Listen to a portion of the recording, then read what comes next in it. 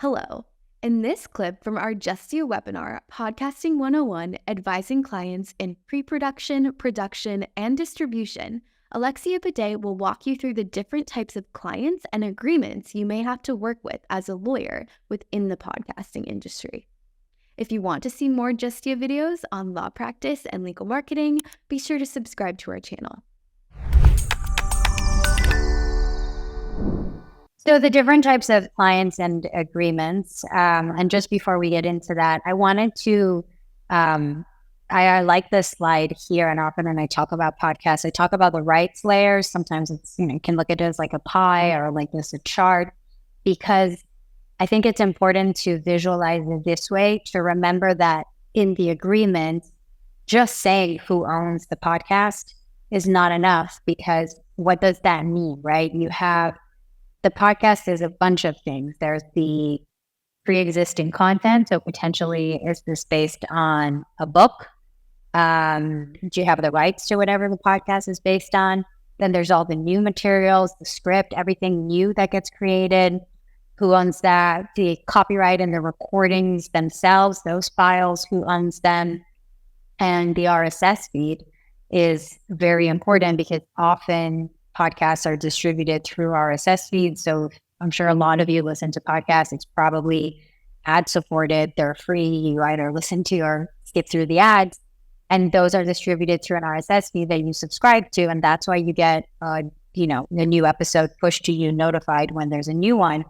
And there's incredible value to those feeds, because even when the podcast is done, let's say it's a podcast about, the medical industry, and then your client doesn't renew for a second season, but then has a new medical focused podcast, you're going to want to be able to drop that podcast into the feed and tap into that audience that is somewhat interested in a similar thing. So the RSS feed, who owns it, and who gets to control it, is super important, no matter which side, right? If it's the entity funding it, they're going to want to own it, because even if they don't renew the podcast deal, they've now invested money into an asset, into the feed, that they'll want to drop other podcasts in. If you're the production company, a typical ask is that the production company, who has a bunch of their own projects, will want to be able to promote one of their shows in the feed. And if you're the host, you're going to negotiate very strongly to try and have the ability to take the feed and to keep making the show yourself if the production partner, the buyer, doesn't want to keep doing it. So everybody has different interests in it, and it always comes up as a topic. And so when you're looking through advising clients in this space, really thinking through and how all of these layers are addressed is important. And ownership doesn't necessarily mean everything. You could own the recordings, but the other party receives 25, 30, 50% of the profits generated by. So the actual ownership and the beneficial ownership are not always necessarily linked. And depending on the leverage you have and the negotiating power, I think thinking about ownership in that way is very helpful, because essentially the leverage often follows the money, or sometimes the audience and, the notoriety of the host. But typically the party who funds the podcast is going to likely get away with owning it. But that doesn't mean that your client, who's the talent or the production company, necessarily has a bad deal. Because if your client shares 50-50 and all of the revenue is attached to derivatives, has access to the feed, you can contract into, the benefits of IP ownership, even if you don't own the IP, which I think is sometimes a bit lost if you focus too much on ownership of the IP. So here on this slide, you see the different types of agreements you may encounter if you're going from all the way from pre-production through to distribution. I won't necessarily go through all of them there because they're on the screen, but the typical ones are, you have host agreements, you have agreements potentially with the guests, and we'll get to later whether, how to advise clients about, do you need a guest release? What should they say? When do you not need one? What to do if you don't get one? That comes up all the time. And then during production, there's, all the materials releases. Are you using third-party material? Are you relying on fair use? We'll also turn to that later. The actual script itself, what's being said. If you think back at the slide I had at the beginning of the different ways the shows are monetized, depending on the party who's funding the show, and if one party's funding it and your client is producing it, typically the client producing it has a responsibility to deliver a fully cleared show. So when you're negotiating that agreement, if you're representing the party producing it and who's delivering it and who has the responsibility for it to be cleared, there's a number of things to think about, which I'll turn to a little bit later. And then you may also negotiate distribution deals, some of which are there on the screen. So like I said before, always thinking about who is your client, because if you're representing the production companies, if you're representing the platforms, you're going to want to get as many rights as possible. If you're representing the talent, typically you want to grant as narrow rights as possible, because you want to retain the ability of the talent to do other things, right? A lot of podcast hosts are also maybe writers. And so the issue of the publication rights, who gets to write a book, who gets to decide, how is the revenue split for the book, who gets to put on a live stage production, who gets to decide if this is pitched as a film, TV derivative, who gets to be involved. All of those things are things which you want to look back on your agreement and be able to answer. So talent agreements, some things to think about. So if you are working on a talent agreement, whether you're representing the host or whether you're representing the production company that's collaborating with the host, there are a number of things to think about that comes out. Who owns the IP? So I went through that already. Again, like if you're the host and you wrote a book, then you're going to grant, and the podcast is about the book, you're going to grant a license to the book. Well, what kind of rights are you granting? Are you just granting the right to make a podcast? Are you granting the right to make a podcast and derivative rights? Are you reserving any rights? Are you retaining the right to do something, independently of the production company? So it's really thinking through the grant of rights if there's pre-existing materials. Derivative works, like I said before, if you're representing the party who's funding it or the production company, do you have the rights to then go and turn it into a film, TV show? If you do have the rights, are you sharing that revenue with anyone? If you go and turn it into a film, TV show, does the host have a contractual right to be involved, right? You get this question often where the agents that represent your clients will tell you, hey, we're shopping this project around. Can you just tell us what we need to do about the host? Do we need to tell people the host has to be involved? Like if Netflix is interested, are they going to have to just cut a deal with your client, or do they also have to cut a deal with the host? And being able to look back on the agreement and being able to get that answer clearly of, yes, the host is involved. The host gets to negotiate, her own deal, or no, you can negotiate on her behalf. What happens if the host can't close her deal? Can you move forward if she can't? All of those things are not always, but can be set out in the contract. Who approves creative and business decisions? This happens often, right? If there's a disagreement, who gets to decide? Typically, the business decisions are going to be led, or at the very least, the tie break will be for the party who's funding the podcast. The creative decision, there's typically a bit more flexibility there.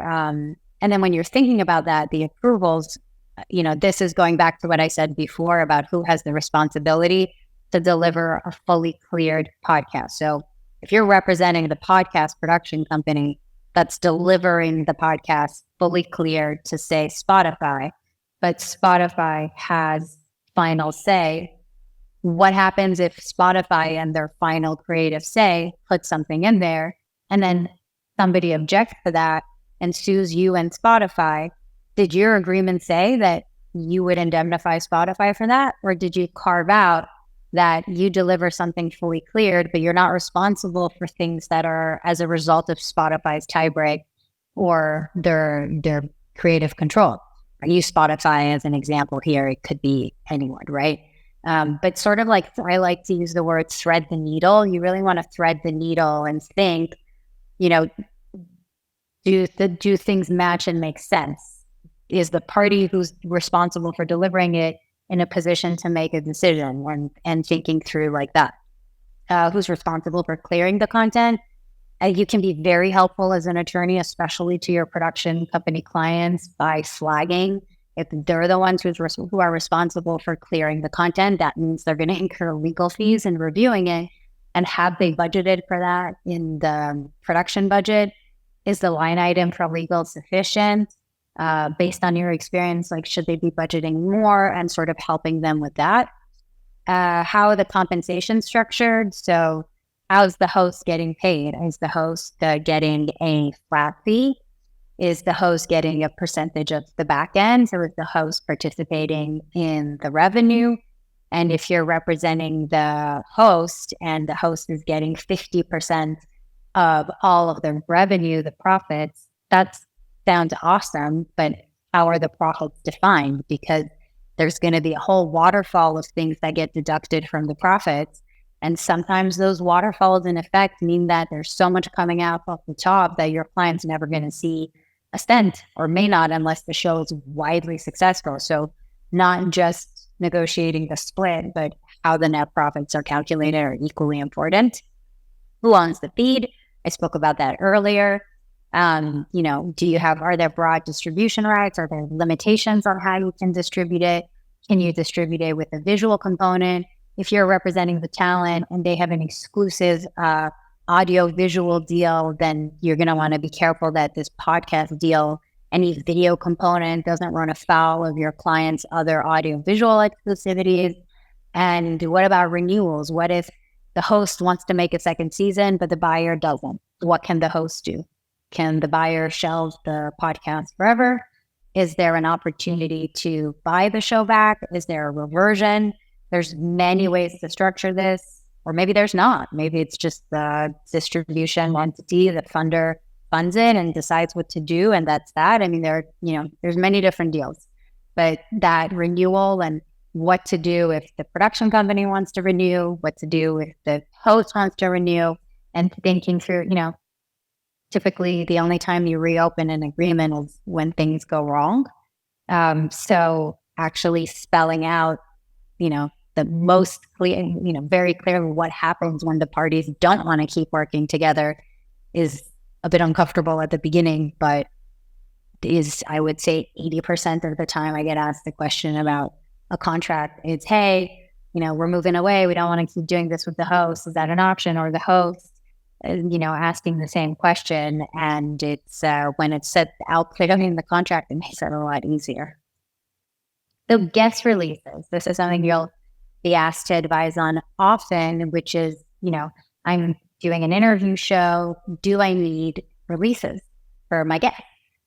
And I guess there's two different answers there. There's the strictly legal answer, and there's the, I'd say, more business-oriented question. So the strictly legal answer, and you may find some attorneys who disagree, but if the guest gives their informed consent, knows they're being interviewed for a podcast, and gives their informed consent and participates, you don't need a release to then use that interview in the podcast.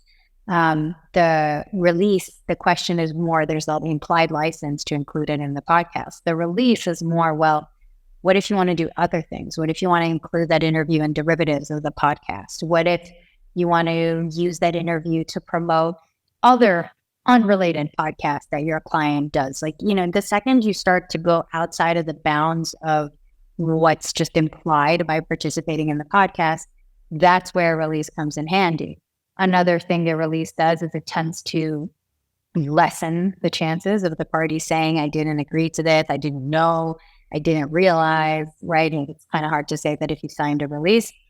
And importantly, again, if you think back to, like I was saying, your client might be the production company that's delivering the show to the funding platform, and the funding platform requires you to have releases. Well, then in that case, separate from the legal, that's, a business consideration, you'll go and you'll try your best to get releases.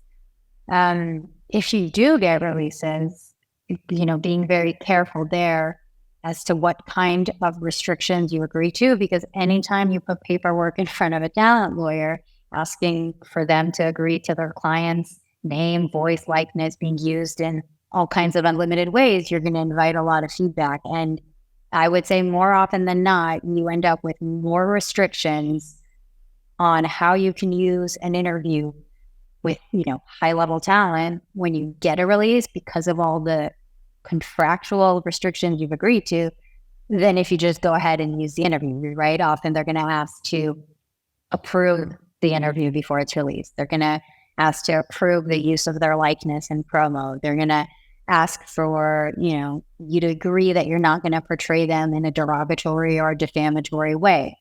And that the request for approval is when you want to think about very carefully. And if you're representing the production company that's delivering this show to the funder, you don't want to go and agree to restrictions that you haven't cleared with the funder. And then when your client delivers the episodes, you want to make sure they deliver any restrictions so that the company who commissioned it knows when they receive the podcast what they can and can't do with every episode.